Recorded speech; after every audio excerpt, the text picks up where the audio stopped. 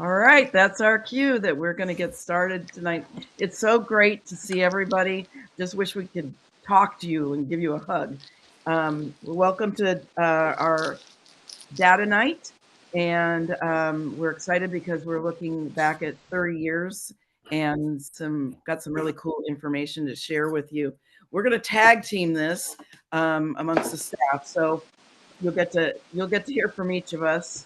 And I'm going to turn it over to Kirsten first. I want to ask everyone to mute your microphones, and that we will be answering questions periodically through the presentation. So if you've got your hand up or you've got something in the chat, hang on a second and we will catch up with your questions.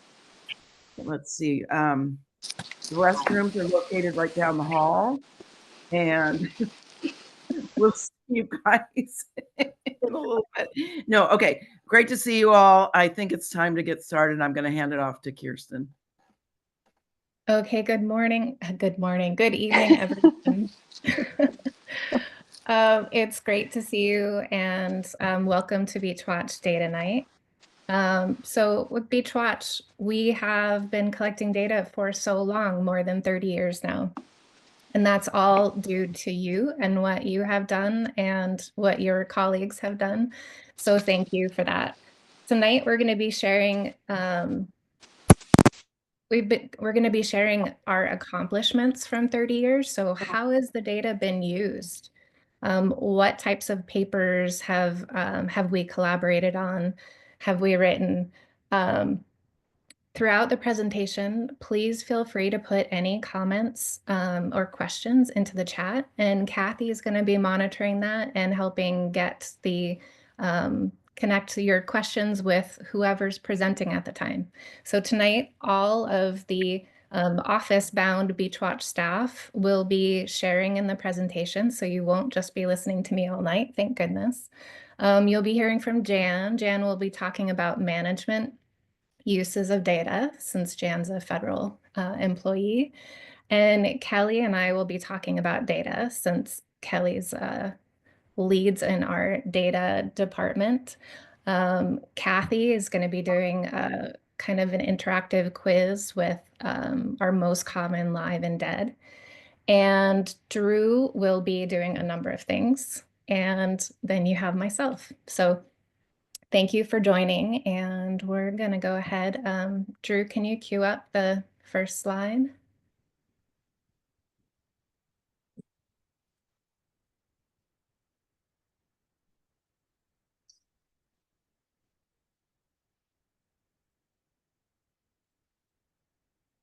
One moment.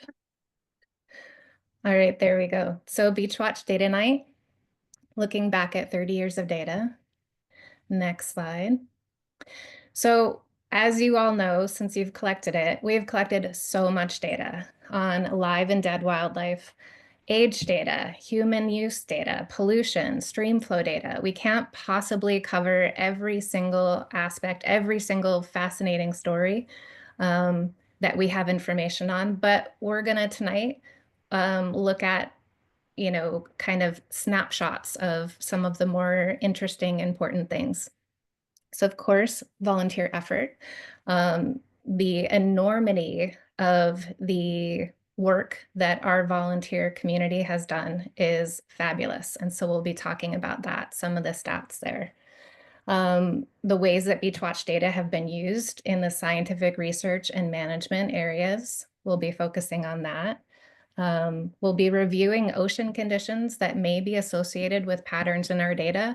It's really important to understand all the pieces at play when we try and look at the patterns and connections that our data can provide. And then we'll be looking at these 30-year data spotlights. What are the things, some of the take-home messages, and then how that data has been used in different publications and management efforts. Partnerships. We have done so much more with our close connections with partners. So we'll be acknowledging that volunteer recognition. We would like to acknowledge kind of some of the anniversary, the milestone anniversaries that some of the folks on this call and others, to acknowledge them in that. And then look at some upcoming opportunities, some training that will be coming up this fall that we would like to let you know about. Okay, next slide. So our volunteers have committed time, effort, and heart, donating between 10 and 13,000 hours each year, especially in the more recent years. We have around 150 volunteers, and the retention rate is 90 to 95%. In this graph, the stars on each year show when we had a training event, when we welcome new volunteers to Beach Watch. So pretty extraordinary, all of those years, all of those hours. Next slide. So we have, over the 30 years, we have actually 11 volunteers who have been with us for 30 years or more. 3 of those 11 have been with us since the very beginning in 1993. And since 93, Beach Watch community scientists have contributed more than 800,000 hours, which in today's dollars is equal to over $13 million in skilled labor hours. So you've conducted 27,000 surveys and transiting nearly 55,000 kilometers of shoreline, and that's the same as crossing the country 12 times. So as you can imagine, when we, talk to NOAA, bring budgets to the table with NOAA, showing the amount of leverage through these donated hours, donated effort that we can bring to the table is really the bang for the buck on the NOAA end is pretty, sells itself in a way. Next slide. So advancing our knowledge of the sanctuaries, we've collected a lot of data that's been used in a ton of different ways, including peer-reviewed publications, scientific presentations, technical reports, as well as reviews of effectiveness of our sanctuary regulations. Each of these papers and reports provide the status and trends of coastal wildlife and human activities along the shorelines of 2 sanctuaries. Your data are sometimes the most reliable source of trends within our region of coast. For example, Beach Watch data were cited over 60 times in the recently published 2010 to 2022 Greater Farallones National Marine Sanctuary Condition Report. So our data have been used as standalone sanctuary-wide reports and papers like the condition report. Next slide. As well as peer-reviewed papers, such as using Brandt's cormorant to assess management actions, like this paper led by David Ainley, and the status and trends of ecosystem assessments, such as mortality events during and after El Nino events, or during and after marine heat waves. We'll talk a lot about that tonight. And across broad scale assessments, working with partners across the West Coast. Also, like this California Current Ecosystem Assessment that NOAA National Marine Fisheries Service leads. I think we're still on the last, there you go. So on the right side of the screen there is an annual report that's created by the NOAA National Marine Fisheries Center that includes Beach Watch data every year on seabird mortality. So in a few minutes, Kelly will better define upwelling, El Nino, marine heat waves, and this kind of thing that are highlighted in some of these reports. Okay, next slide. So our baseline data on birds and mammals have most recently been used in a few collaborative West Coast-wide assessments to describe unusual mortality events in common MERS and Cassin's auklets.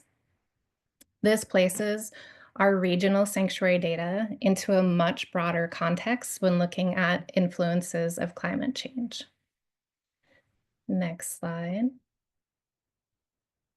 Our data are also used collaboratively to not only detect seabird mortality events, but also to determine the extent and the duration of events.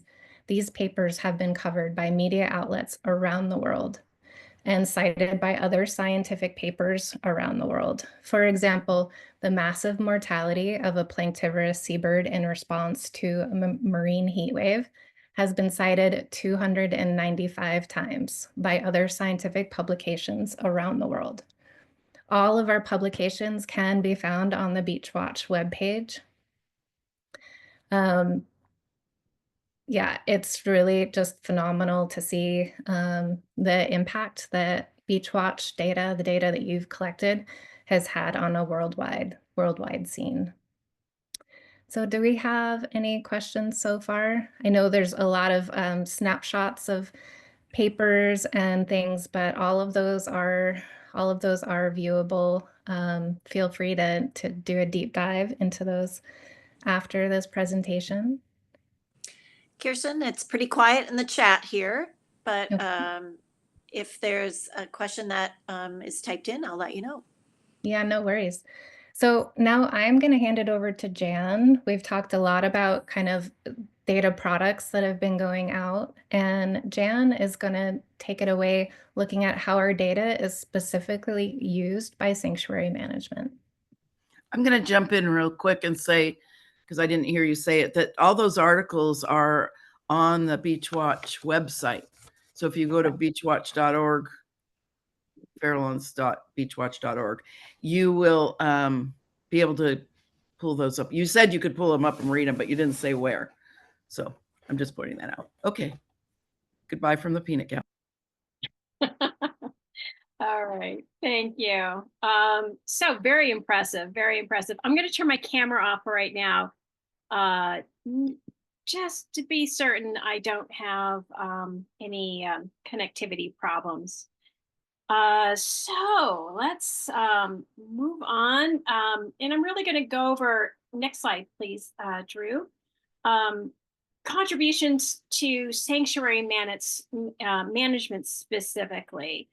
And we are usually all about the wildlife, but before we get into our wildlife data, and there's going to be a lot of that this evening, let's look at our non-wildlife data. For example, our human activities data. So unless they're partying on the beach, they're typically not wild. But in particular, we've partnered with the state's MPA Watch program. And our human use activities data feeds into the statewide MPA Watch database.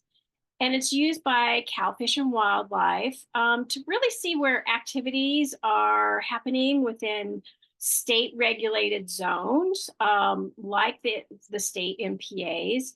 And, they do have very limited numbers of wardens and docents within Cal Fish and Wildlife.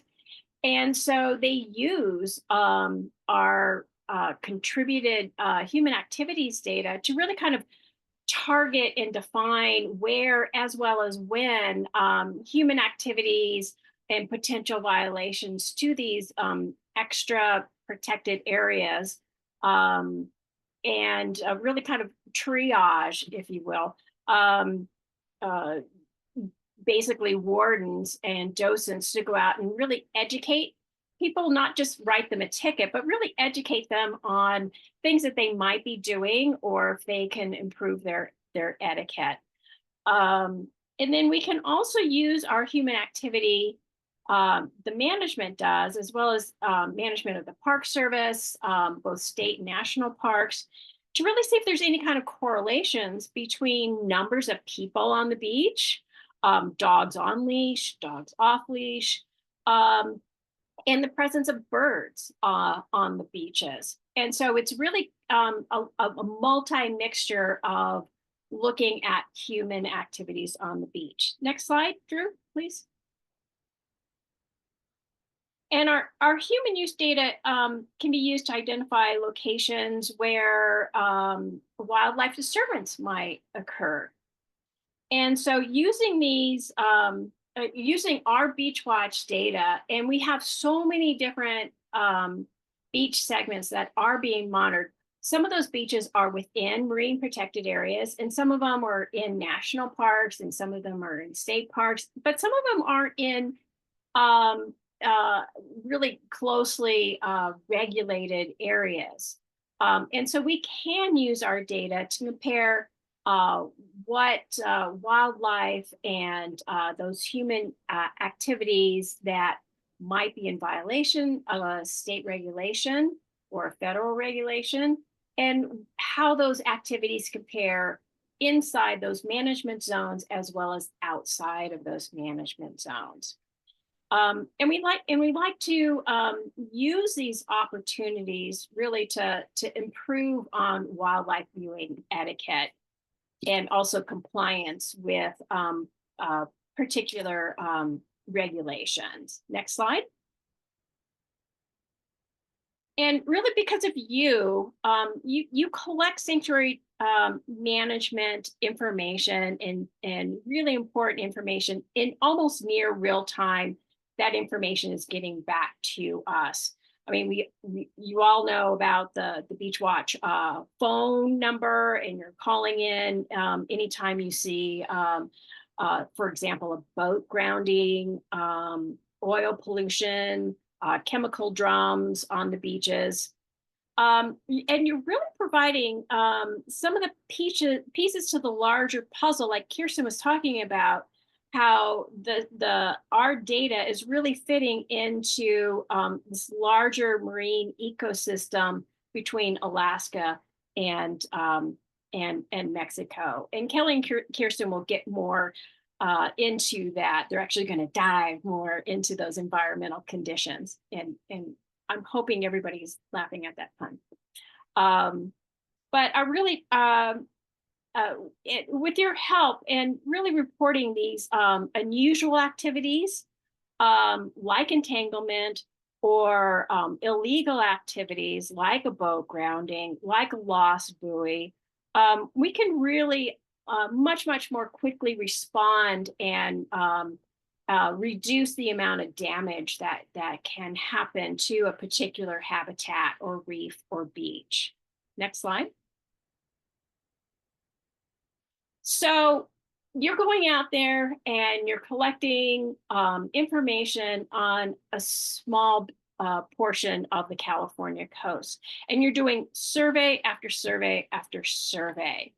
And these data pieces really contributes to baseline rates. And what I mean by baseline, it's what's the average, but not just what the average is, really what is that the status, what is that rate, what is that observation number, count, rate for how many birds are on the beach, how much rack is on the beach, what activities are happening on that particular beach. And we can really use a lot of that information to help contribute to design of other research projects and other management and restoration projects, like providing an adequate sample size. So if there is a potential shoreline restoration project, like building up a living shoreline, more of a natural beach, we can use this data really to take a look and see how many samples are needed to be able to detect a certain level of change, either positive or negative after. And so we really are looking at the effectiveness of a restoration project. Next slide. And we really want to look at these different processes over time. And let me just give you an example. For example, beach rack. You might be, we can't count every beach. I mean, Beach Watch can only do so much. So we decided a while ago that, okay, we do want to know where the beach rack is.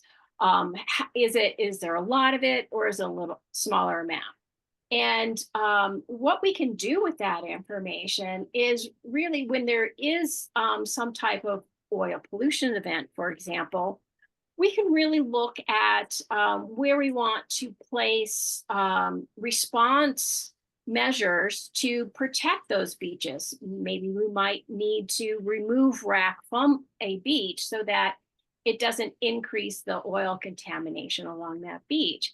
And with your beach rack data that's coming in, even though you're not counting, it's a relative abundance, it's more subjective assessment. It's basically small, medium, and large amount. But we really do use that in order to provide shoreline, information back to an oil spill response command unit, and where to kind of triage and send out protective measures. Next slide.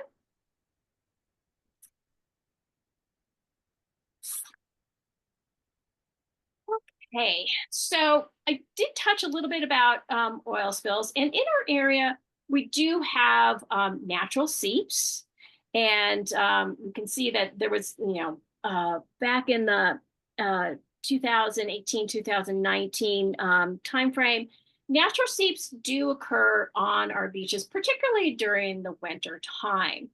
And we do collect, you do collect those samples for us. And when there's unusual amounts, we're going to send those samples into the lab. And then we can tell whether or not it's coming from a natural seep, or it might be coming from a sunken vessel like the Jacob Luckenbach that had been burping up oil for decades, and nobody was really knowing where that oil was coming from. But because of Beach Watch, we were able to identify the difference between natural seep oil and natural deposition versus these really highly unusual amounts of oil and tar balls on our beach. So, and plus our oil pollution numbers, particularly for tar balls, because we know what the seasonal trends are, we know what the trends are and the changes are from one year to the next. We know when there's natural seep on our beaches versus oil. We can really determine how clean I'm using air quotes here, how clean is the clean beach? And so if there's natural amount of tar balls on a particular beach, when oil spill response comes in, they want to know, okay, has there ever been any tar balls on this beach before this oil spill? Well, we know through Beach Watch data if the answer is yes, or if the answer is no, and what that number is, what that level of oiling is. So, your data, even though it's a little bit here and a little bit there and a little bit, it really builds up into a whole wealth of information. Next slide.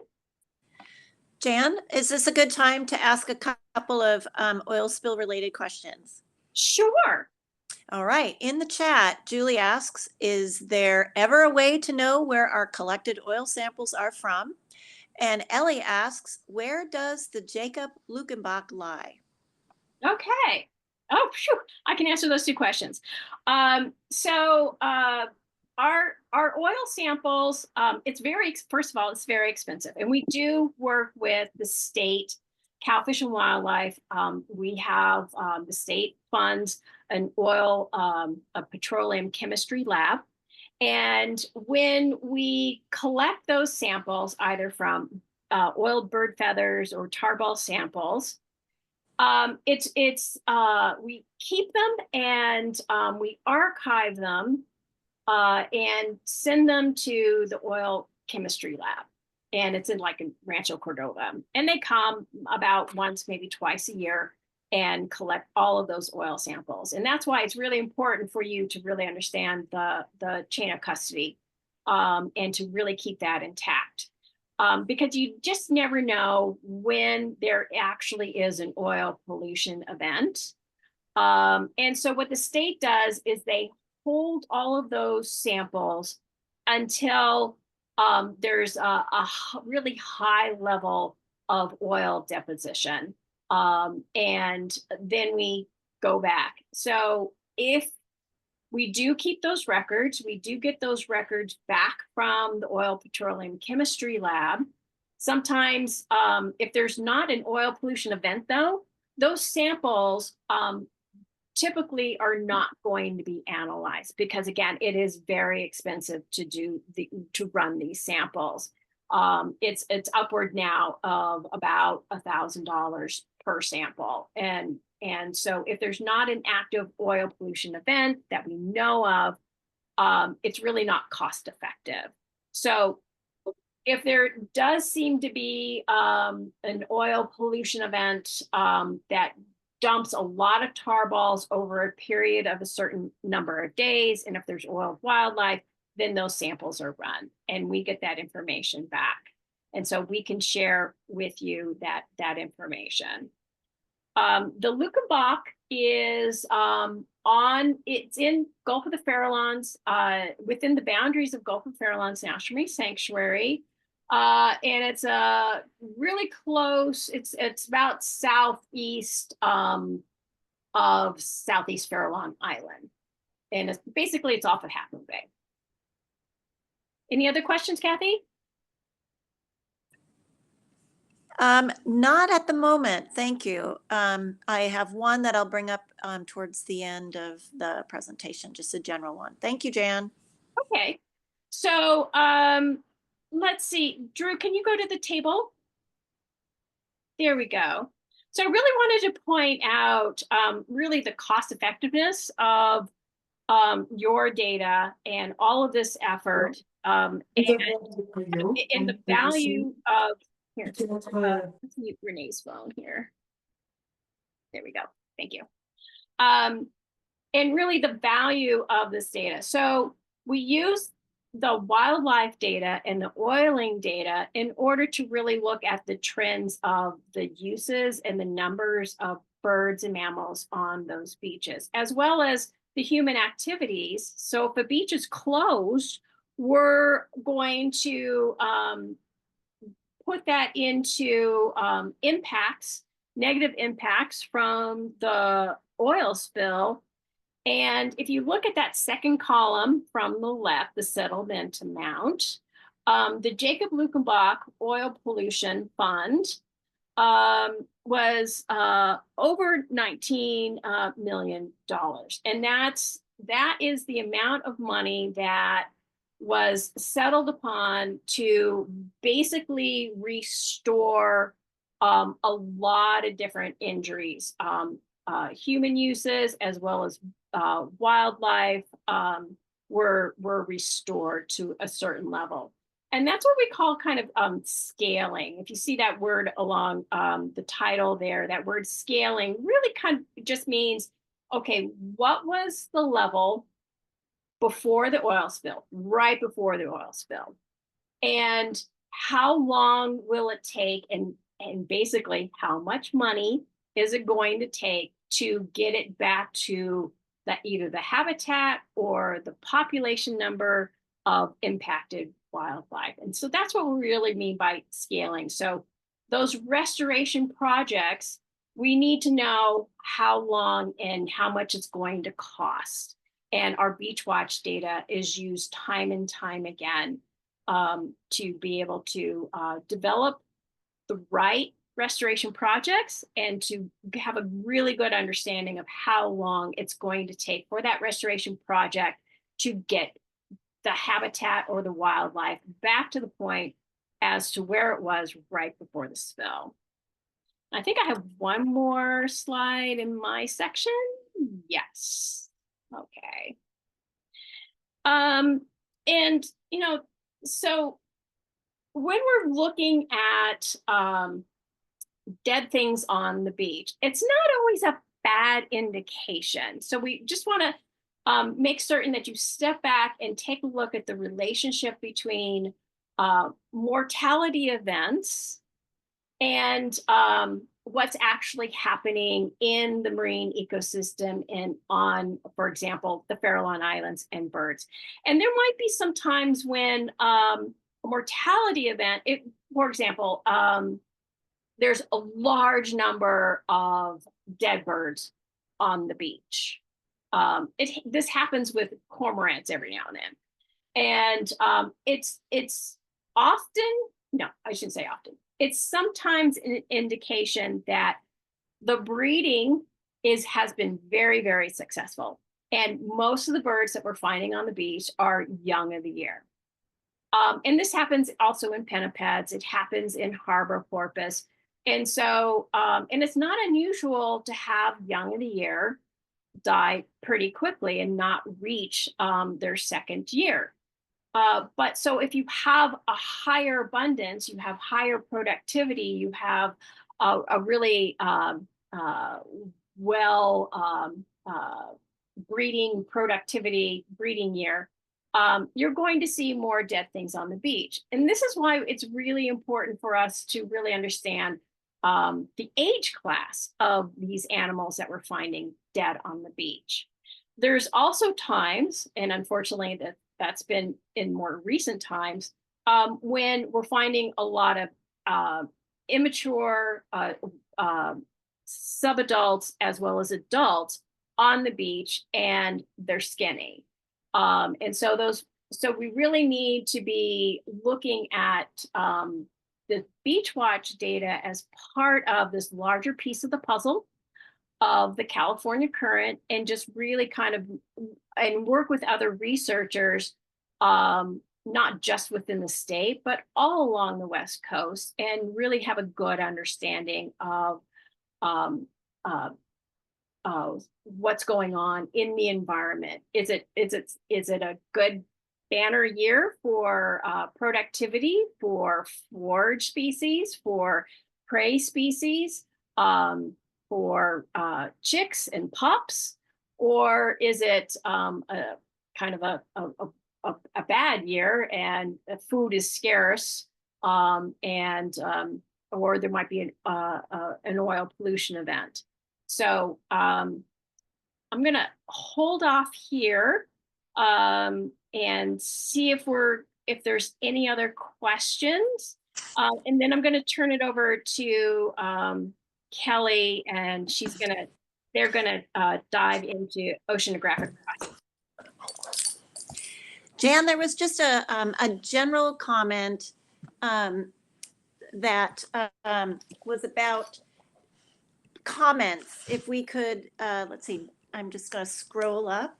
I think it was Judith that asked for comments about, should we make comments about changes in the landscape that we see between our surveys? And I, of course, said absolutely, especially comments that accompany photos documenting the changes in the landscape. But do you have anything you want to add to that? Yeah, I think that's a wonderful suggestion, and definitely in the comments and definitely in photos. I mean, we do take those beach profile photos. We look at deposition and erosion, and kind of changes over time, stream openings and closing. We've even received photos of people where pieces of houses have fallen off the side of the cliff, or there's been a very large rock slide. In some of those cases, we've had to end surveys on beaches because it's unsafe.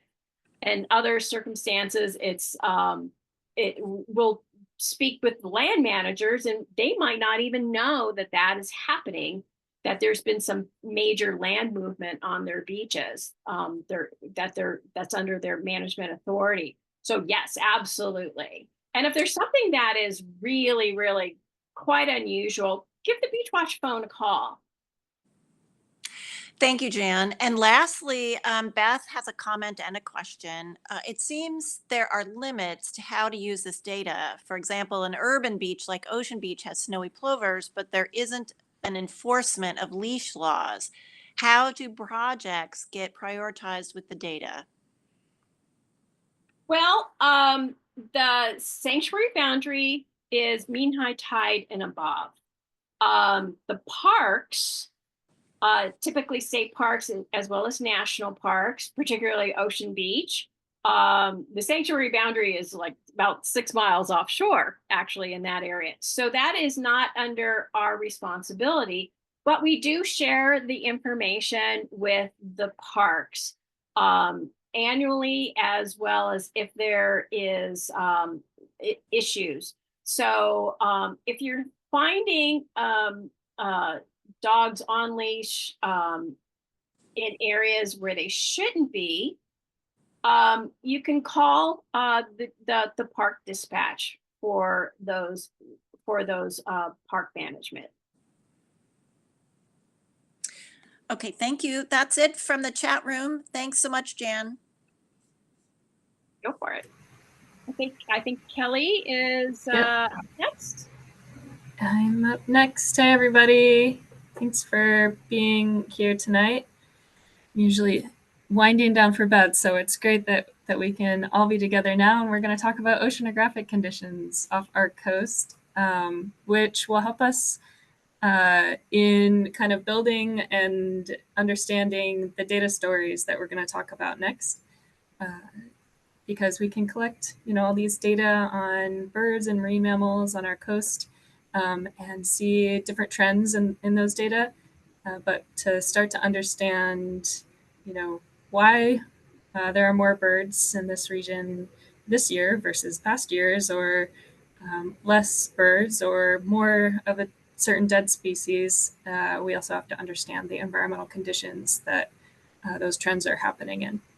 So for the next few slides, I'm going to define several major oceanographic processes such as upwelling, marine heat waves, and habitat compression. And these and other ocean conditions can influence prey availability as well as abundance and distribution of prey and their predators. Many factors influence the health and productivity of the ecosystem that's right off our coast, and I'm going to give a brief introduction to some of those that'll show up in the slides following. Oh, we're already on the next slide. Great. So there are 3 national marine sanctuaries off our coast: the Greater Farallones, Cordell Bank, and Monterey Bay National Marine Sanctuaries. And they're within the larger California Current System, which I'll talk about in the next slide, which is considered to be one of the most biologically important ecosystems in the world and is located in one of the world's 4 major coastal upwelling systems. In our region of the California Current, the combination of oceanographic conditions and the bottom topography support a rich and diverse assemblage of marine species that we all get to observe. And if you want to use this pun again, and maybe we should count how many times it's used, if you want to dive deeper into the oceanographic trends and ecosystem health in the sanctuaries, you can find more information in the condition reports for the Greater Farallones and Cordell Bank National Marine Sanctuaries, which maybe I can put in the chat real quick. Or maybe Kathy, would you be able to do that?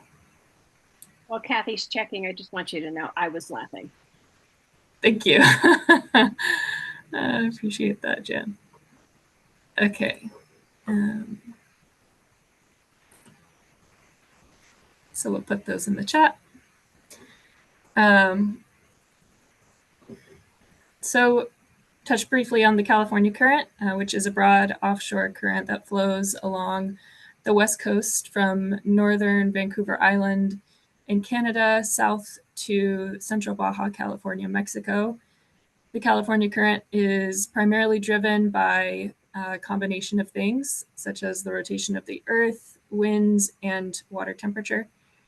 And during the cooler than average water temperature years, we see higher productivity in the sanctuaries, For example, we might see increased size and abundance of krill and small schooling fish like anchovies, which are important prey for seabirds and marine mammals. During years when the California current water is warmer than average, there tends to be less forage species available in our region.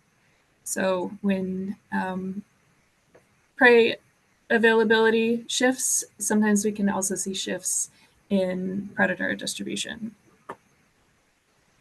Next, thanks. The process of upwelling is a wind-driven process and is also really important for productivity in the National Marine Sanctuaries. And the upwelling season occurs between March and August with varying intensity each year. The combination of winds from the northwest and the rotation of the earth drives surface water offshore, which is then replaced by the cold, nutrient-rich water from below, carried from the north down along the California current. The upwelling-driven productivity influences many aspects of the sanctuary's ecosystem, from the timing and success of seabird nesting, and also the presence of migratory species. So the timing and presence and distribution of whales in our region. Oh, thank you, whoever you did them. Next slide. So moving on from upwelling to how ocean temperatures impact the health of our marine ecosystem off the coast. First, a kind of a broader view. Since 1980, annual sea surface temperatures have been consistently above average globally and have increased over time. Each line on the plot on the right, the top right, shows 1 year of measured global sea surface temperature. The short dashed line near the bottom of the graphic shows average sea surface temperature from 1982 to 2010. And just above it, the slightly higher long dashed line is the average sea surface temperature calculated from 1991 to 2020. So we can see this kind of shifting baseline to higher sea surface temperatures. The orange line at the very top is last year's sea surface temperature. And then the red is 2025 measured so far. Marine heat waves are, oh, not quite yet. Can you go back? Thank you. Marine heat waves are persistent, higher than average water temperatures that are related to weakened winds, resulting in reduced mixing of ocean water. In 2014, we're going to talk about this time period from 2014 to 2016 quite a bit tonight. It was so in 2014, it was in the beginning of an extended marine heat wave event that I think Kirsten talked a little bit about when she was talking about contributions of Beachwatch data to research. And we can see in the figure on the bottom on the left is a snapshot of sea surface temperature anomalies during the start of the marine heat wave event. We can see that large dark red blob off the coast, which was another name given to this event, the blob. Many of you have probably heard of it. And then if we look to the left, we can see a more recent snapshot of sea surface temperature anomalies. And you can see that there's still some areas of higher than average sea surface temperature showing in red along our coast, but it's not as widespread as the event from 2014 to 2016. And we'll talk a little bit about how this marine heat wave impacted some of the species in our area. Next slide. Thanks. So with the narrowing of productivity closer to shore, which happened during the marine heat wave, prey species and their predators, such as birds and marine mammals, are also foraging closer to shore, since this is the area of productivity. The coastal compression of productivity is also referred to as habitat compression. It's when cool upwelled water is restricted to the coast instead of across the continental shelf. And it can affect the distribution of species, which can also lead to changes in overlap with human activities in a region, such as shipping lanes and fishing activities that occur at different times of the year. On the graphic on the bottom, it's showing this process of habitat compression. So on the left, we can see the cooler water is more, which is shown in blue, is more distributed across the continental shelf. And then if you move to the right, all the way to 2016, which was nearing the end of that extended marine heat wave, you can see that the cooler area is really restricted to the coast, the cool, productive upwelled water. Research found links between this habitat compression and an increase in whale entanglements along our coast during the marine heat wave between 2014 and 2016. And some of these oceanographic phenomena are going to show up in our descriptions of the 30-year trends that Kirsten is going to start us off on right now. So I'll hand it over to Kirsten. Great, thank you so much. Unless there are any questions, sorry.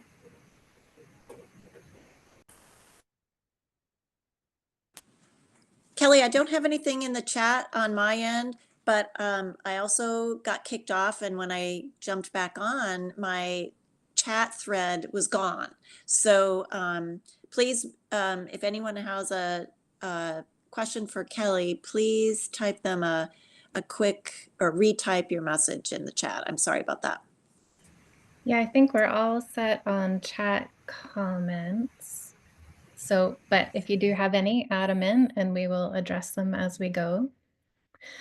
Thank you so much, Kelly, for explaining those concepts, as we will be referring to them throughout the rest of the presentation. So we'll be looking at 30-year Beachwatch data spotlights. In preparation for this presentation, we kind of created some couple slides for each of these stories. A lot of these stories have already been included in publications and that kind of thing. Some are other data uses, like our stream status story that we'll share. But we've dove deep into a number of these interesting stories and trends that your data has contributed to. So tonight, we're going to be talking about northward expansion of bottlenose dolphins, increases in humpback whale sightings near shore, impacts of marine heat waves to common mer mortality and other species, wintering willet sightings, changes over the years, snowy plover sightings and nesting sites, brown pelican sightings and mortality trends, stream data that we're looking at to understand seasonality of streams, and some long-term human use changes during the pandemic, and did those changes last or not? Sit tight and we'll talk about that.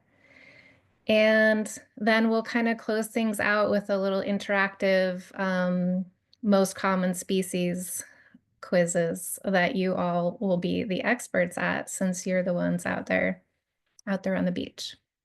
So we'll go ahead to the next slide.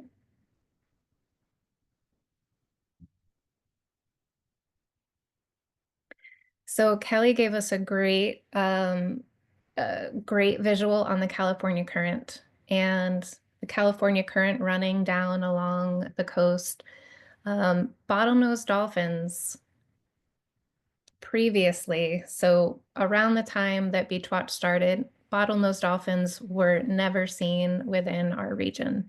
They were off Baja, they were off very, very Southern California, and not up in our region. But in the time period of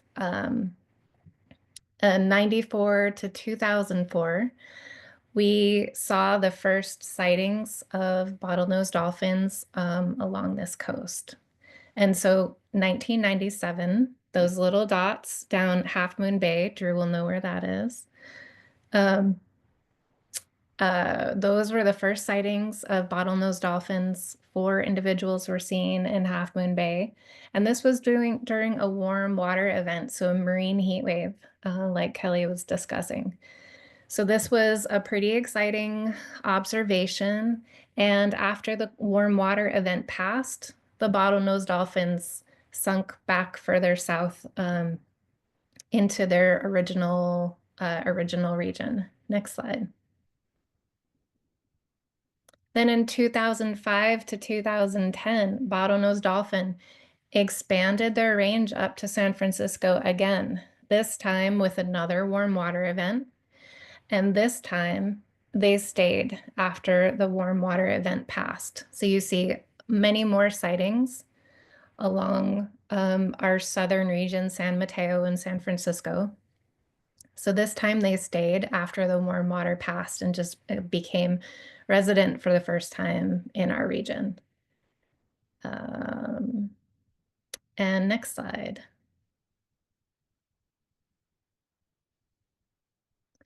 So in 2011 to 2013, bottlenose dolphin bridged the gap. There was for a long time kind of an invisible boundary at the Golden Gate Bridge that the bottlenose dolphins didn't cross.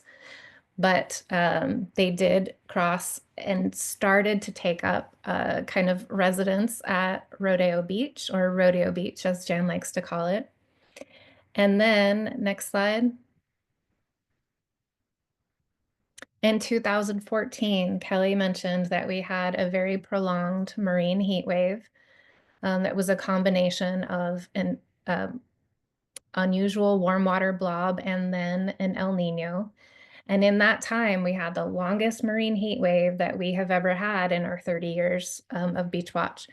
And that was a real springboard for these bottlenose to travel even further north. So we had them all the way up to Bodega Bay. Next slide. And then in 2015, and honestly to present, bottlenose continued being resident and went all the way up to the northern extent of our survey range, up at Manchester Beach and beyond. Next slide. So our good friend Bill Keener wrote a great paper that was published in 2023 that documented bottlenose dolphin range expansion from Southern California to Central California. And this highlighted Beach Watch data. Let's see, in 2006 on Ocean Beach in November, it was the first sighting in San Francisco County. And that was our data was included in that paper. And the paper also documents that some things that we can't, because we are very space-based and visual observation-based. But the paper goes on to elaborate and say that known individuals from photo ID catalogs that were known from Southern California and Mexico were resighted in our region and further north. So this isn't just a population increase. This is actual individuals that are moving north. And also that bottlenose dolphin have been expanded all the way up to the Puget Sound area. So Beach Watch is capturing this at a moment of sea change, literally. A time when species ranges are expanding with these increased marine heat wave events. And we have some new resident dolphins in the area. And I will pass it over to Kelly, who's going to take the next. Kirsten, a quick question. Judith asks, what is their lifespan? Oh, good question. Jan or anyone else, can you answer that better? It's long. About 40 to 60 years, several decades. Yes. All right. Kelly, take it away. Next slide. Thanks.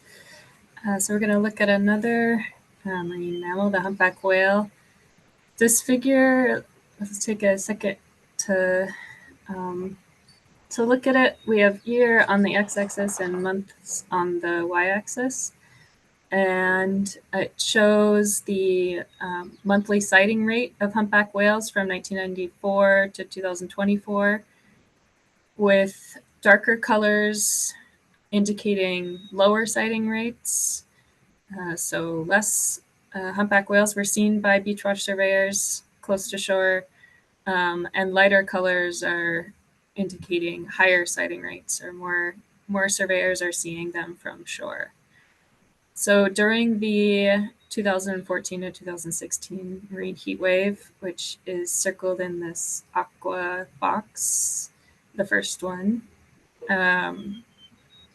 when habitat was compressed closer to shore, there was an increase in humpback whale sightings from shore. And this agrees with Greater Fairland Association is also a part of an offshore monitoring program, and the offshore monitoring program also saw the same trend in the data of humpback whales being closer to shore. And then we can also see in this last year, in 2024, there's another area where surveyors were seeing higher sighting rates, or more whales from shore on their surveys, on your surveys. But not mine. I have Tomales Bay, so I'm not seeing any humpback whales. But the reason for these higher sighting rates this past year is still unknown, but I'm sure that the story will progress over time. Next slide. Was there a question? I've heard Kathy. Kelly, I just wanted, Kelly, Coleman, this is a question that you did answer, but I just wanted to alert the audience that there's a nice link in the chat. Coleman asks, are there data from other geographic locations that show similar trends with regards to habitat compression? And Kelly added a link to the chat about a recent paper that compares ocean conditions in the different eastern boundary upwelling regions. So that's a little light reading for you all. Okay, that's it. Wait, a new message just came in, excuse me. Are some humpback whales resident year-round off California, or do they migrate? They migrate. They migrate here for feeding. I think starting in the spring until the fall. But yeah, I guess if anyone has more information specifically in the sanctuary, if we ever have any whales that stick around, I think that would be an anomaly, but maybe I'm wrong. I can really quickly. Yes, sightings from not just Beachwatch, but also sightings from the lighthouse on Farallon Islands. We do see small numbers of whales during the winter and fall months. The larger numbers, their seasonality really for larger numbers in our area seems to be expanding. So they're arriving earlier and they're staying later. And so now we're seeing numbers really start increasing around April and then really kind of dropping off in late November, even early December. So there are humpback whales that are here year round, but they're primarily foraging in this area. Thanks, Jen. Okay, so during this period, this 2014 to 2016 period of shifting whale distributions closer to shore, and also an earlier arrival of humpback whales, there was also an increase in whale entanglements reported by NOAA Fisheries. which is shown in the figure on the left. That's from the condition report. And again, we'll link that in the chat so that if anyone wants to read the condition report, they can, to get some more information. So this high amount of entanglements during this period sparked research on the links between habitat compression, humpback whale, prey distribution shifts, migration timing, and also increased entanglements. So you can see some additional papers linked on this side that look into these data, which the Beachwatch data also saw an increase of sightings near shore during this time. Okay, next slide. Oh, and now we get to hear from Kirsten again. Okay, so we're going to talk about common MERS. We've talked quite a lot about the large marine heat wave in 2014 and 15, and now we get to look at some of the data. So Jan, Drew, if you could highlight the common MER deposition spike on the bottom right there in the black, a huge spike in mortality in that 2014-15 time period, which corresponded exactly with the largest and longest marine heat wave, which is on the top. There we go, perfect. So this mortality event and the data was contributed to research that informed how marine heat waves impact common MERS along the West Coast. And here you can see how the timing of the marine heat wave and the mortality event lined up.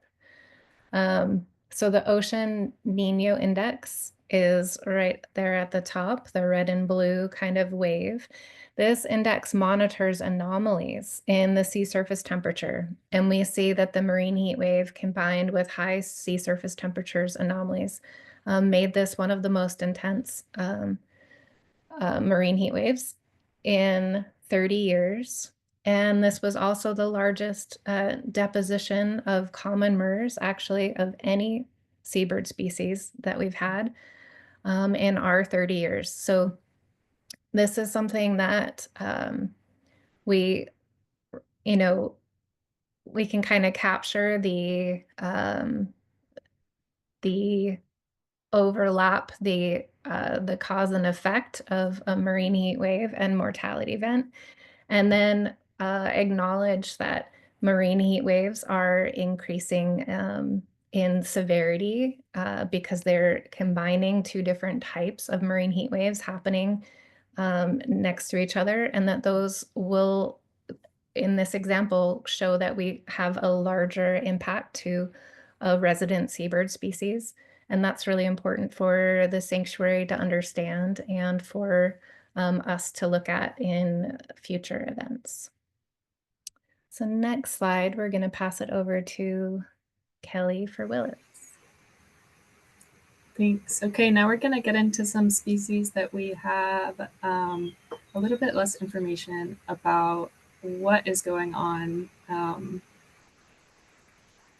in regards to the trends. You can see with Willets specifically, there is this declining trend in wintering sightings, wintering Willet sighting rates on the sanctuary beaches from the data that you're all collecting.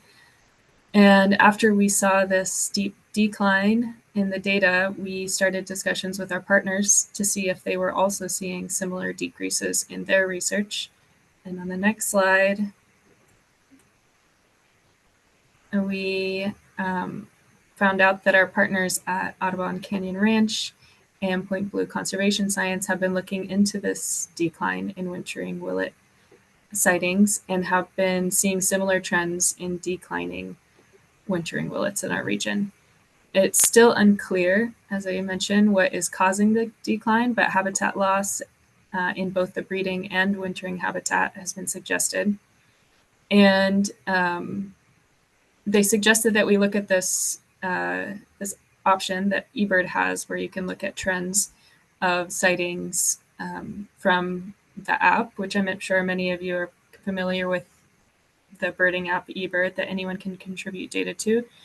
So eBird is also showing a decline in the wintering willet sightings in our region.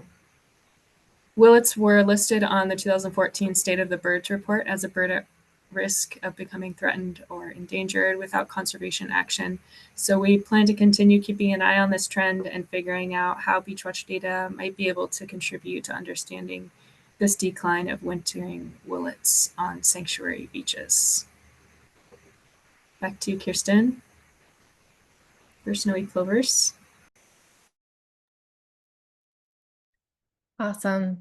So here we're going to talk about this species that is listed as threatened under the Endangered Species Act. We all know this since we take our annual snowy plover awareness refresher training. Thank you all. And here we are seeing a slow and steady increase of sightings in our region over our 30 years, which is fantastic. Next slide. And so on this slide, the two green stars, one at Limantour Beach and one at the Great Beach in Point Reyes. These show beaches that have had snowy plovers nesting for the entire time period that we've been collecting data. And since 2014, and honestly, mostly since 2020, snowy plovers have been steadily expanding nesting to other beaches in the region. And so are we going to start in the north, Drew? Salmon Creek Beach and South Salmon Creek Beach and Doran Beach, and then down south at Drake's Beach. These are all Beachwatch survey sites that now have snowy plovers nesting. So we are collecting data year round at these sites now that we have both the wintering and the breeding birds. And the land managers at these sites are also increasing their efforts of protection at these sites, doing symbolic fencing and additional nest monitoring that is beyond the scope of what Beachwatch does. But a little bit of good news, and we're thrilled to see, excited to see where they might go next. I'm guessing Dillon Beach and some beaches up in Mendocino. That's my hope. And I will pass it over to Kelly. Okay, so for our last kind of spotlight on an individual species for the night, we are looking at the brown pelican. We can see again this the sighting rate graph showing an increase of brown pelican sightings along our coast, especially in the last decade. And using that same eBird data trend map here on the bottom, we can see that eBird sightings are also increasing in our region. Though the reason for this increase in the last decade specifically is not fully understood yet. And then next slide. Looking at the dead brown pelicans that you find on the beaches from 1994 to 2024 again, there are a few unusual mortality events. So higher than normal dead birds found on sanctuary beaches in 2008 and in 2012, and then again in the last couple of years. And these have been attributed to starvation, though the reason for starvation or malnutrition is not fully understood yet. It could, maybe there's a decrease in prey availability. Maybe the prey was abundant, but just less accessible to the birds. And that's something that researchers are trying to figure out right now.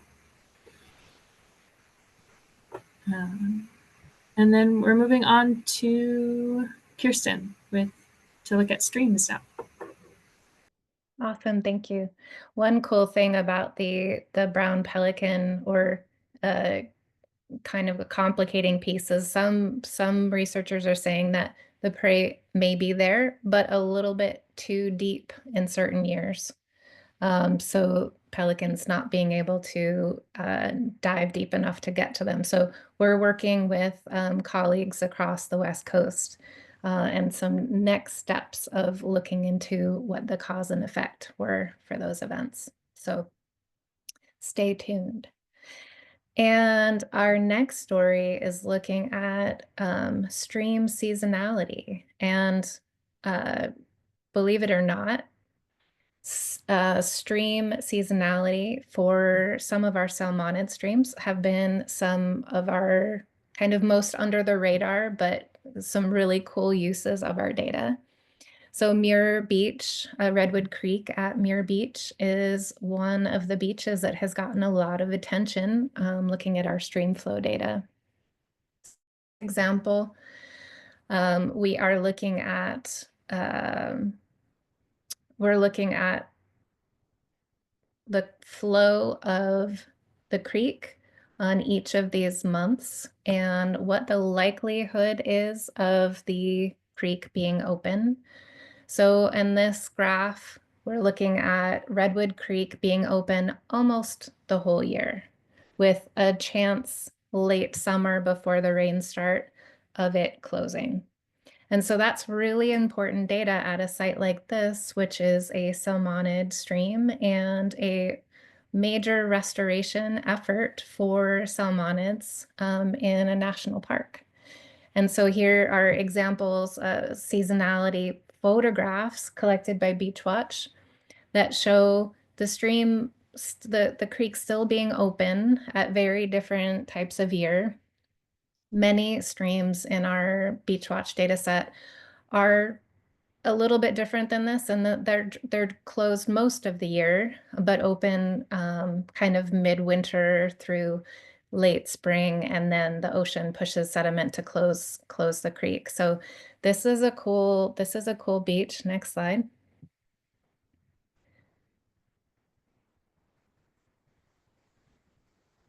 And cool story in that the Park Service has collaborated with us over many years to compile further information on exactly when the stream is open and closed. And they found this data from Beachwatch to be essential for them in their restoration planning at this site. And they have recently, you can see this graph created by the park taps out at 2016. And they've recently reached out to us and said, all right, it's time for a reboot. We need the next installment of data because they're doing a new assessment of that restoration effort. So a very cool use of Beachwatch data, and there will be more on this to come. We'll be talking, spoiler alert, this fall in advanced training for all of you, we'll be talking more about stream data collection. Next slide. Okay. So during the pandemic, when indoor activities weren't safe or accessible, many of us saw an increase in the number of people engaging in outdoor activities. I know that I was living in Albany at the time, and I was going to the Bulb a lot, and I saw a lot more people enjoying the birds and the park during that time when we couldn't be inside with each other. However, if we look at the data that Beachwatch surveyors collected for all human activities on all of the beaches from 2015 to 2024, there doesn't seem to be as big of a difference of people recreating on beaches as we might have expected, nor does that little peak that happened right after 2020 and 2021 last very long. It could be that surveyors were maybe avoiding busy times more intentionally during these years post the the peak of the pandemic in 2020 during the stay-at-home orders. But we'd have to dig deeper into the data to determine the factors that might be affecting the numbers, or maybe certain beaches had higher numbers than others, but this is just looking at all beaches combined. Our 2020 data effort was highly impacted. There's a lot lower number of surveys happening that year, so the data is pretty hard to interpret. But we do see that in 2021, there was a bit of increase in human activities, but then it seems to go back down to pre-pandemic rates of use. And now we're going to move on to a fun interactive activity that Kathy has prepared for us. Thanks, Kelly. I'm stepping out from behind the chat curtain to facilitate a short collaborative exercise using our Beach Watch data. I'm going to stop my video to increase my connectivity, but I just wanted to show you that I am a real person and not AI. So the next 4 questions will test your knowledge of our wildlife documentation data. Question: what are the 5 most common bird species documented live on Beach Watch surveys? You can put your answers in the chat independently, and I'll just take a quick peek. Okay, we have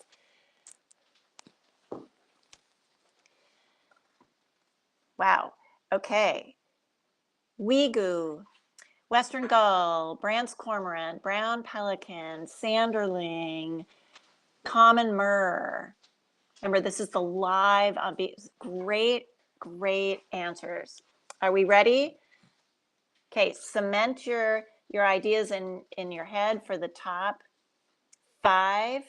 Kelly went the extra mile and did the top 10. So let's have a look. Next slide, please. Ta-da!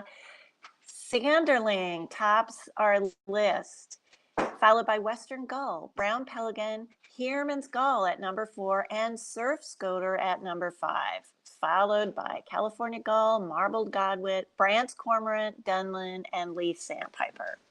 So many great answers in the chat. You seasoned surveyors certainly know who's out there on your beaches. So the next question: what are the top 5 most common bird species documented dead on Beach Watch surveys? What do you think?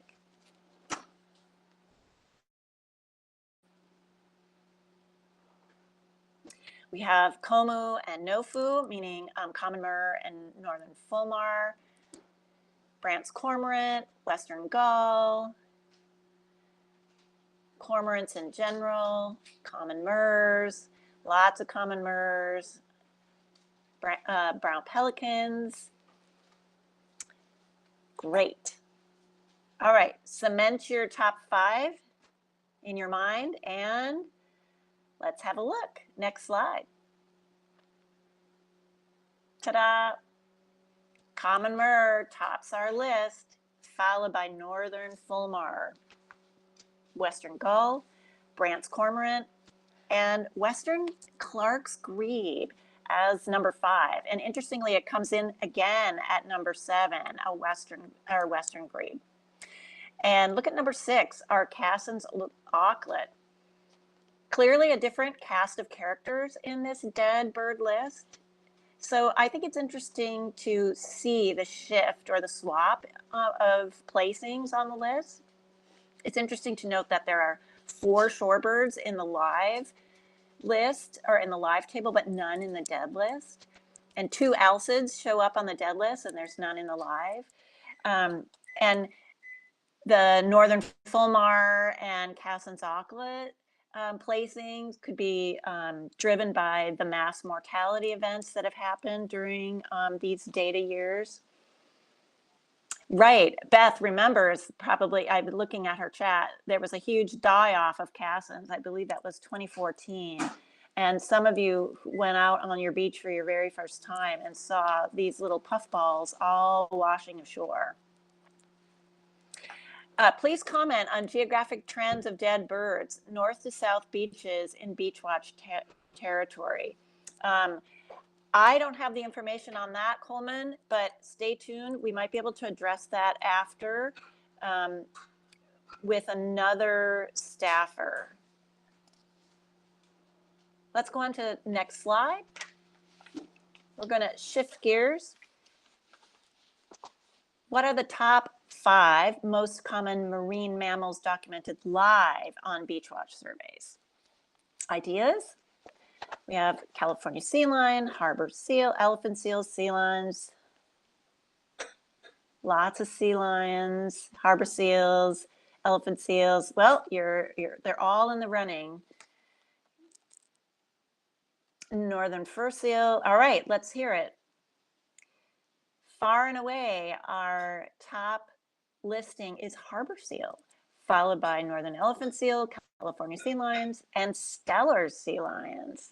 And then we sneaked in a harbor porpoise, and followed by bottlenose dolphin, gray whale, sea otter. Remember that placing, humpback whale, and Guadalupe fur seal, which probably was a recent addition to that common live table. Next slide and last slide. What are the top 5 most common marine mammals documented dead on Beach Watch surveys?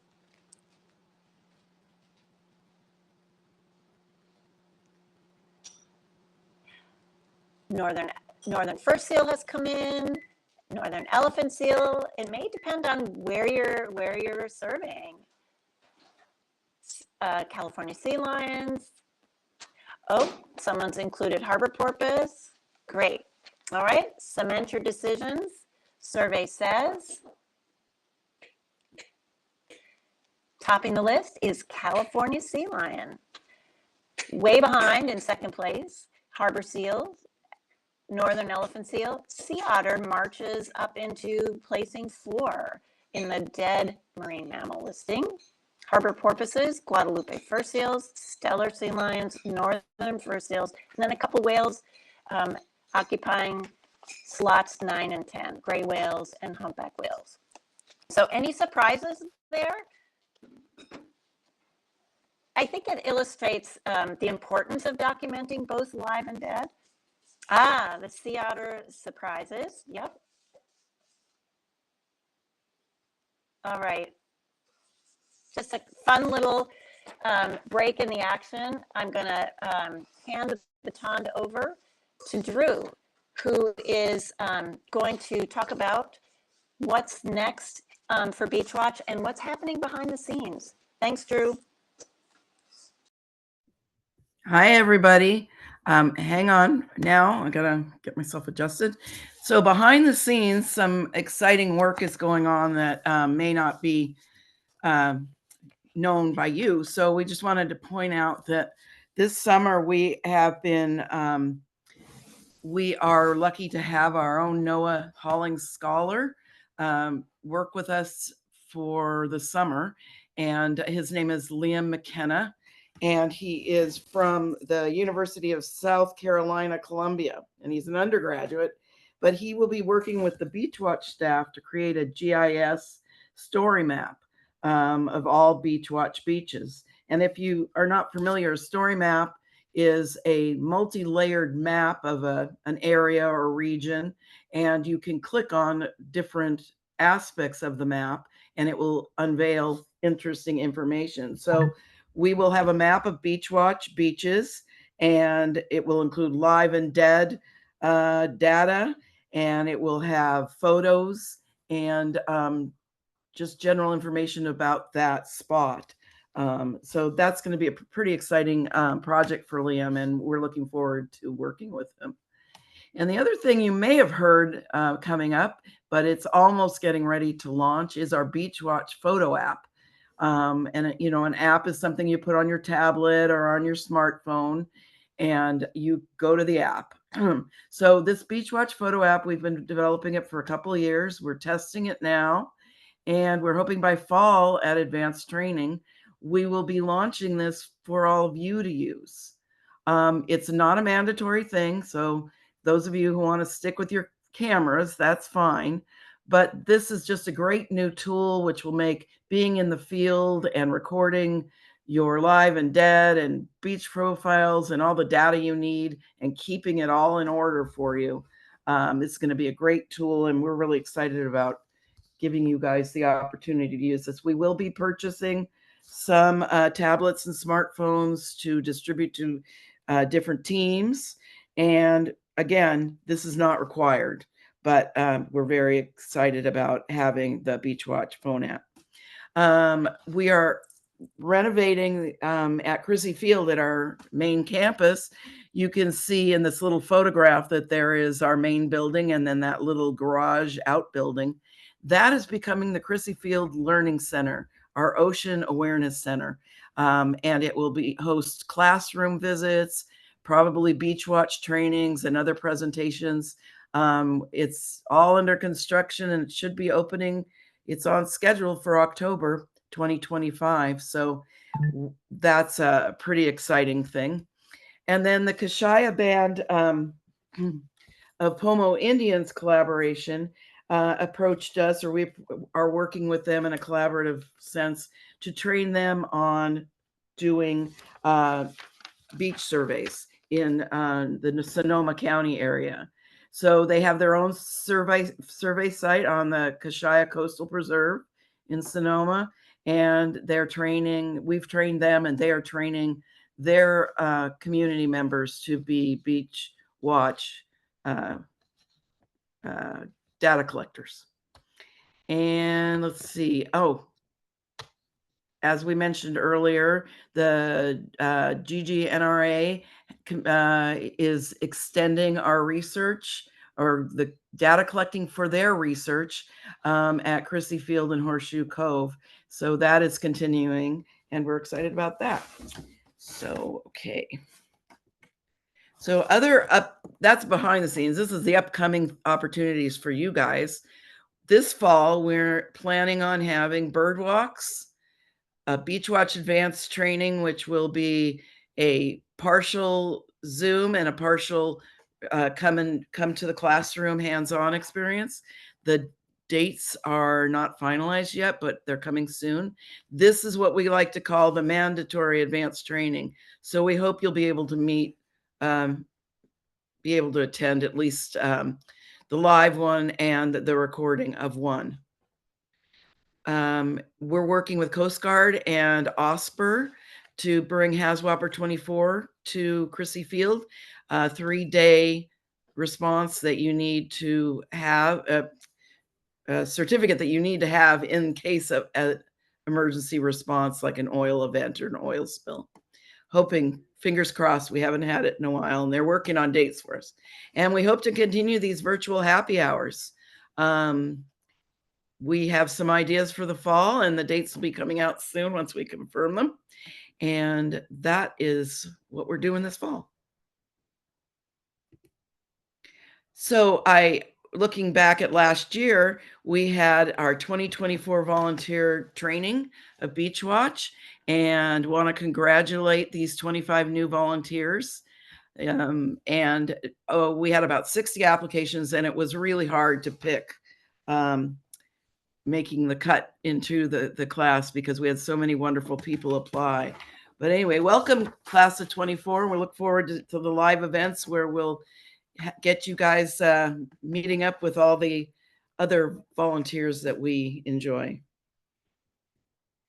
Now we have a special message that each year NOAA's Office of National Marine Sanctuaries honors one exceptional volunteer team from each sanctuary as part of an annual Volunteer of the Year awards.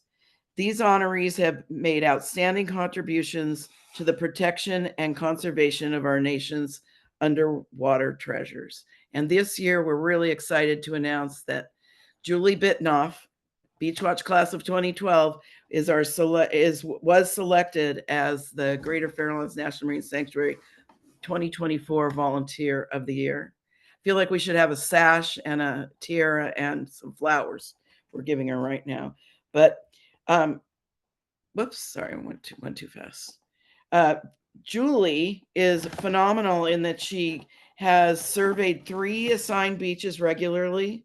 Her current beach watch assignments are surveying 403, which is Naples Beach and Half Moon Bay, 506, which is Año Nuevo North Point, and 503 Gazos Creek. These are long beaches, and it's a lot of walking and data collecting. She also participates in the Harbor Seal annual surveys along the San Mateo coast, and she maintains her HAZWOPER 24 certification and has since her initial taking of the course.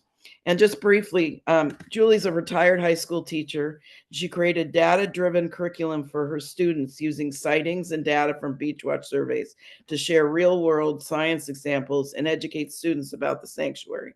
Julie participates in continuous learning opportunities to build her skills and brings her experience to mentor others. She brings her cheery disposition, enthusiasm, and willingness to help in the Beachwatch, help with Beachwatch.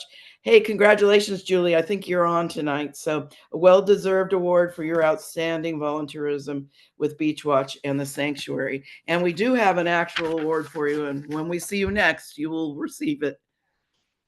Okay. Now, here's some volunteer appreciation anniversaries we want to acknowledge. As you're probably assuming and aware, we're not having a Beachwatch volunteer, one of our swanky volunteer parties this year for obvious and not so obvious reasons. But we'd like to take a moment to recognize your anniversaries. It's phenomenal that we have reached 30 plus years now. We still have our original 3, Gordon, Ellen, and Kate from our 1993 vintage. They're still among us doing surveys. And then we've added 8 more people from the classes of 94 and 95 to our 30-year group of people. So now we can say we have 11 people. And then we have 25-year Mary Cantini gets double time because she volunteered for SEALs. And we have, in addition to Beachwatch.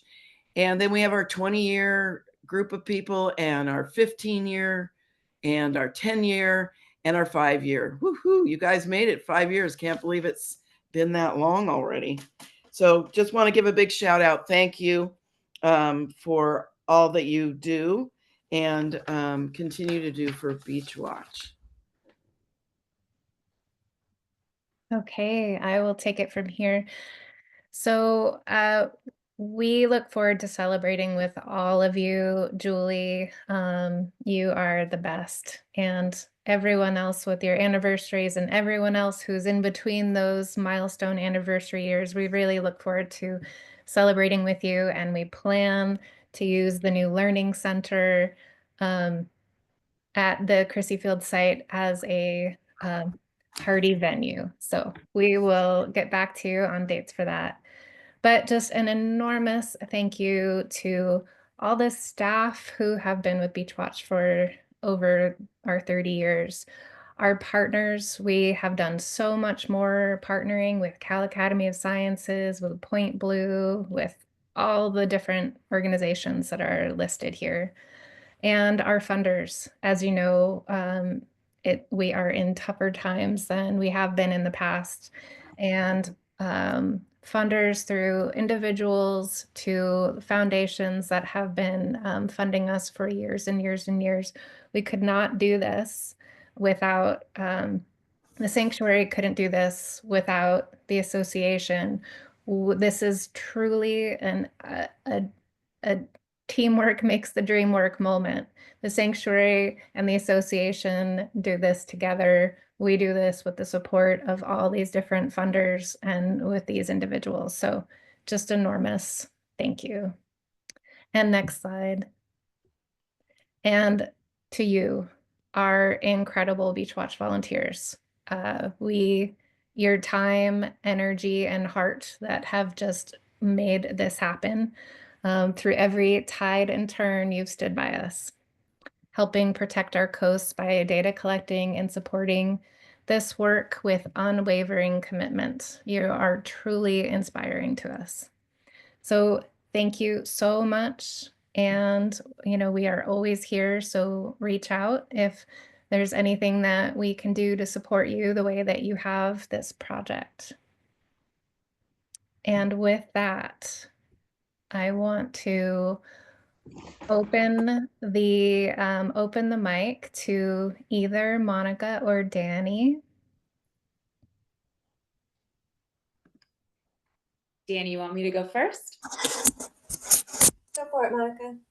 All right. Well, I just want to reiterate everything that Kirsten just said. Thank you so much for everything you've done. Beach Watch is not only one of the most rigorous and longstanding community science programs in the country, it's also a testament to your passion and your commitment to our sanctuary, coastline, and ocean. And beyond your dedication as volunteers, I really want to thank you for your financial support in light of the federal contract freeze. It was so amazing to see the outpouring of support for Beach Watch and really inspiring how quickly we hit that fundraising goal. I do want to provide an update on the frozen sanctuary funding. Our contract is currently under legal review at NOAA. And this year, for the first time, it will also require sign off from the Department of Commerce. Unfortunately, we don't have transparency into that process, but I'm going to keep you informed every step of the way. And in the meantime, just want to, again, reiterate how grateful we are to this community. And thank you so much. And thank you so much, Beach Watch staff. This was incredible. Thanks. Danny, off to you. Thanks, Monica. Yep, Danny Lipsky. I'm the acting superintendent. And when I'm not doing that job, I'm normally the research ecologist. So I get to work with this fantastic team either way. So it's great for me. Thank you. Great presentation, everyone. I really learned a lot. That was really great to see all the data compiled, all those years and those trends. The long-term monitoring data is some of the most useful type of data to resource management so that we can see those status and trends over time. It's also one of the rarest types of data to be able to see that over the long term. So this is a great project for that. And it's been, as you saw in the presentation, really useful to management, more so than most other projects. So it really gets those high marks for that. And it's been used in things like damage assessment and to be able to do emergency response. So we do use it for real on-the-ground things that has tangible benefits. And to be able to use that type of data, first it has to be collected, which all you volunteers are doing. And so you're on the ground out there every month to do that. And then it needs to be compiled and analyzed, which the Beach Watch staff has done a fabulous job. So it was really great to see those trends all presented and be able to tease out some of those findings where we see increasing or decreasing trends and can tie them to different things like oceanographic changes or to things like the pandemic. So that was really fantastic. So thank you to the volunteers for collecting the data so rigorously, doing your training so that it's really high quality data that we are able to use, and for your dedication and commitment to the sanctuary. We really appreciate it. And thank you to the Beach Watch staff for your dedication to the project and for what you were able to share with us tonight. Thank you. Thank you all so much, Danny and Monica, for hanging in. I know Danny's on East Coast time right now, so go get some rest. And I think from here we can just open the floor. Any other questions? I know we've already gone over. This is a rare moment that we don't hit our end time exactly, but thanks for indulging us a little bit and sticking with us. So we can chime in on any other questions? There are a couple questions in the chat that might that maybe have not been addressed. Some of them are sort of related to Drew's slides.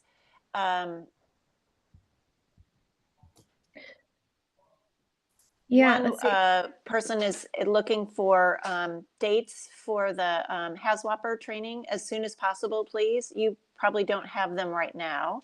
I don't. If we have it, it will be in the fall or early winter, January, February. But they're working out their dates with the Coast Guard in Osper. I'm sorry, I just wanted to mention it, but it's kind of at 50-50 right now. Okay. I can refer you to courses to pay for it. hello. Did you finally decide you're hungry? I see Julia, you can mute. I see a great question from Beth Cataldo about the marine heat wave. When there was the common murre die-off, did the heat wave kill their food source, or were there other reason for the deaths? So that's actually covered in our I don't remember the title, but it was our paper that looked at common murre mortality in California. And that paper covers effectively, it was starvation that was impacting the MERS, and it was this kind of nightmare, we call it lag effect. So the plankton eaters, the cass and auklets, died off first very quickly after the extreme marine heat wave hit. So the plankton were impacted, therefore the things that ate the plankton, the cass and auklets, died off quickly. And then the things that eat the plankton, the fish, the small fish that the common murres eat, were impacted. So it was this kind of cascading thing. So our cassins had to die off first, and then the common murres, and then the California sea lions in this nightmare snowballing moment. So that was all related to marine heat wave impacting, disrupting the food supply for our top predators.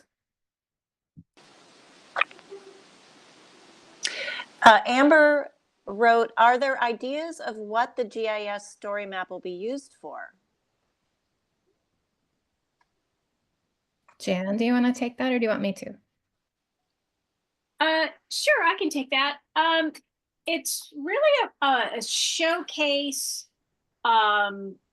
for the general public. We've geared it towards kind of mirroring or dovetailing a story map that already exists on our website. It was developed for a program called Get Into Your Sanctuary. And it's basically gives the visitor to the story map website kind of a roadmap of virtually visiting different beaches with a beach watch flair. And so we have data, of course, associated with wildlife photos and stream opening and closure photos of the beaches that many of us took all of these photos, if not all of these photos. So really it's geared towards the general public, and it really kind of dovetails really well with a story map that is already on our website. And I think I put that somewhere in the chat. But if you go to the Greater Farallones website, look at multimedia, at the bottom of that, you'll see story maps, and there's several story maps in there already. So I imagine new staff, either to the sanctuary or to the association, would be able to quickly get up to speed where different subtleties of different beaches. I think GFA would use it for fundraising. Adam Badwound, I'm looking at you on the call, our director of giving at GFA. I think students, there are any number of things, but it'll be a really cool tool to be able to navigate even new volunteers who are scouting which beaches they might want to choose. I think there's a lot of opportunities, and it'll just be beautiful.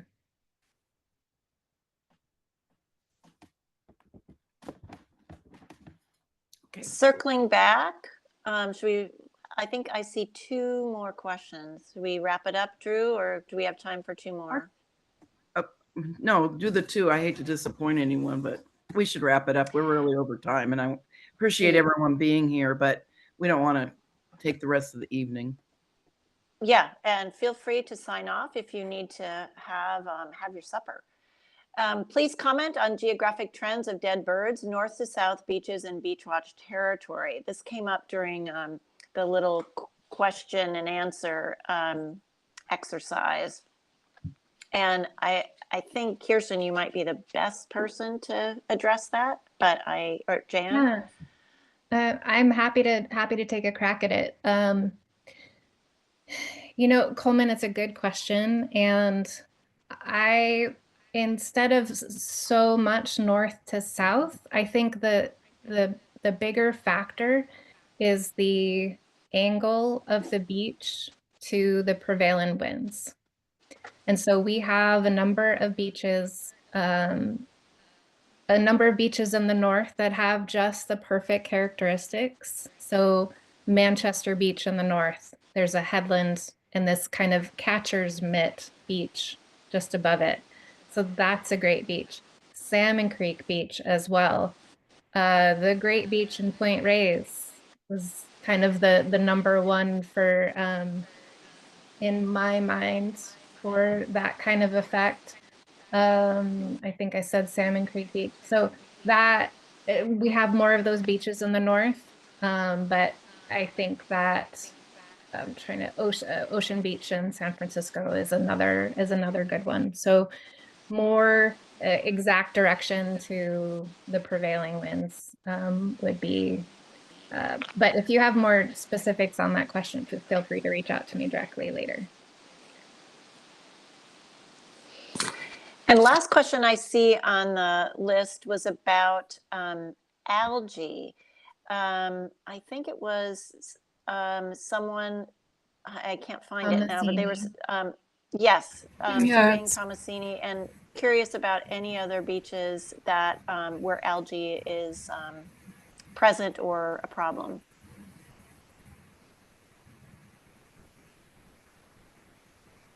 I don't know who wants to take this one.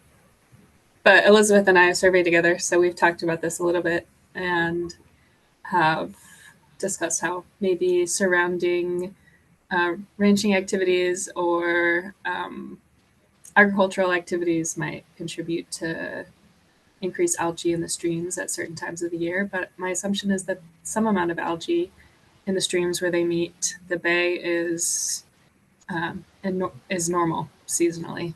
But that isn't something that we don't necessarily keep track of. And so it's hard to see how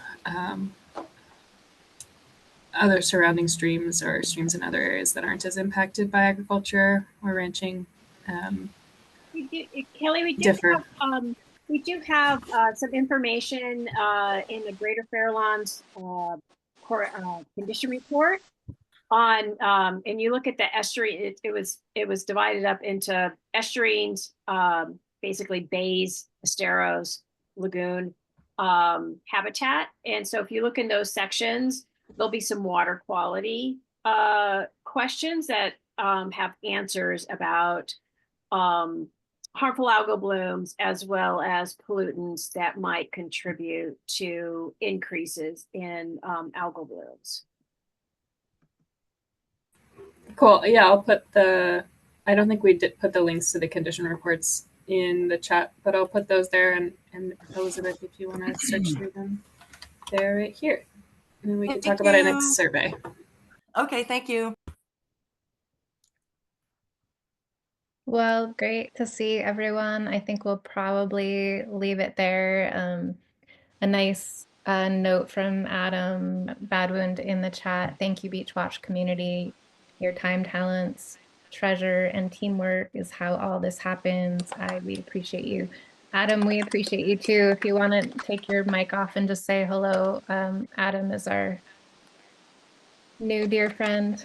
Happy to say hello, and I see a lot of familiar names and faces, and you might see my name when we send communications about the resources we're trying to raise. And it's my pleasure to thank all of you through my gift acknowledgement letters and otherwise for the work that you do. And it really makes a difference. And if I may say, this last fundraising campaign we had was a huge success, and it was all built on your dedication to this important work. So thank you for what you do, and thank you for your support and your dedication to the sanctuaries. It makes a difference. Thank you, Adam. You make a difference. You do. We love you. All right, everyone. Great to see you. Thanks for being here and sticking it out with us for a little extra time.